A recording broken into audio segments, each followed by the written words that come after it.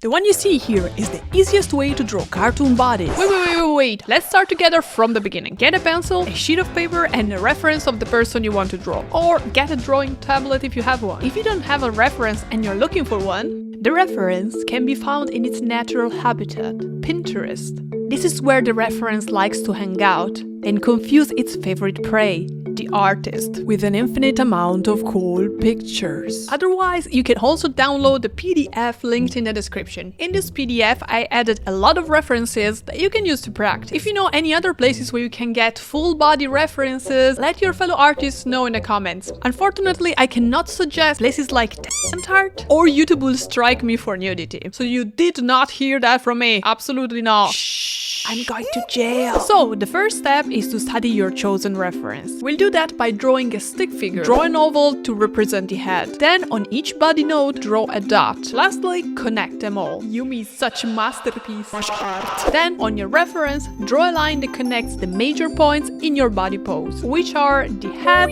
the center of the shoulders, the center of the hips, and the middle of the feet. If your character is standing on just one foot, then connect it to that foot. This line will help you show the flow of the pose you are drawing. Here you can see it better in poses that are not static.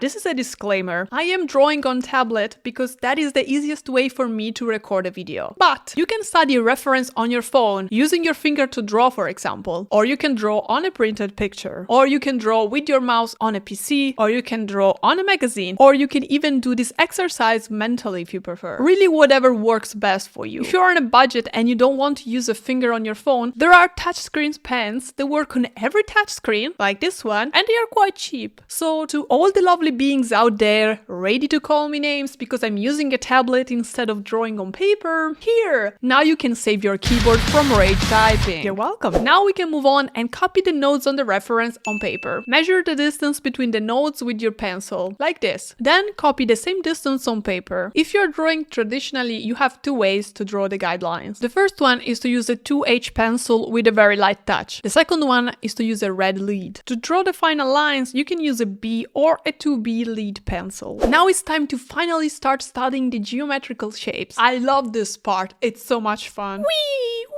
We already simplified the head with an oval. The upper chest can become a trapezoid. Meanwhile, the bottom part of the torso changes between men and women. As you can see here, women tend to have trapezoid hips, while men tend to have rectangular ones. This obviously changes with different body types, amount of muscles, and body fat. The limbs are the most complicated part, as they have a lot of details and nuances. Let's try to simplify them as much as possible. The upper part of the leg can be simplified with a trapezoid as well. The rotula is a circle, while the bottom part of the leg is the sum of two triangles attached by the long side. It's important to notice that the vertices of these two triangles are not aligned. The one on the outside part of the leg is a bit higher than the opposite one. The foot is simple, that is just a triangle. Last are the arms. Attach two circles at the shoulders to show the joints. The first part of the arm can become a rectangle, and the bottom part a triangle. Connect them by a circle placed on the arm joint. Now transfer these construction lines onto your drawing. When you're just starting out, don't worry about having a clean final result without visible construction lines. Your goal at this point is to study the human body and understand how it works. To practice, I recommend repeating the construction lines of the same pose like 5 to 10 times, trying to understand what is working and what you can improve instead. The last step is to clean up your lines and draw the final pose. If you're drawing with a 2H pencil, gently erase the construction lines and leave them slightly visible. Then you can draw on top of them with a 2B pencil, so they won't be visible anymore in the final artwork. If instead you're using a red lead, you can just draw on top of it with a B or a 2B pencil. Lastly, if you're drawing digitally, lower the opacity of the layer with the construction lines and then create a new layer and draw the final lines on it. While drawing the final lines, keep looking at your reference. For example, here I'm studying the shape of the shoulder and the arm on the reference, and then I will reproduce it on my drawing. Here is the triangle of the forearm. In the reference, the outline of the arm follows these curves. Use the construction lines as a way to study each part of the body outline separately. This will help you simplify complex shapes into manageable ones. This is a great way to start practicing. Then, with time and practice, you'll just need the body nose and the flow line as guidelines. Now that you know how to draw a realistic body, we can talk about proportion and how to transform it into a cartoon body. On the average human body, the height of the body is 8 times the head. This is true for adults in realistic drawings, but what if you want to draw cartoons and stylized drawings? In that case, the head fits the body way less times. For example, let's keep the head the original size and then shorten all the other parts of the body proportionally. You can do this by dividing all the measurements of the body in half. That's what I did here. And now the head of the character fits 4 times into the body. This is the easiest way to draw a stylized version of a person. If you want to make your drawing look more cartoon, then you can scale specific body parts to create different results. For example, a popular way to draw cartoons is by drawing characters with a big head, big shoes, and a smaller body. The character I'm drawing here is inspired to brats. In this case, their torso is way shorter than the average human, and their legs are longer. Other cartoon styles exaggerate the body proportions to the extreme. This is the case, for example, of Dexter's lab. Here, Diddy's body followed the same principle to Brat's, while Dexter's body is wider and his legs are extremely short. Do children nowadays even know who these are? I grew up with this cartoon on Cartoon Network. I'm old! Here you can see all the 3 drawings next to one another.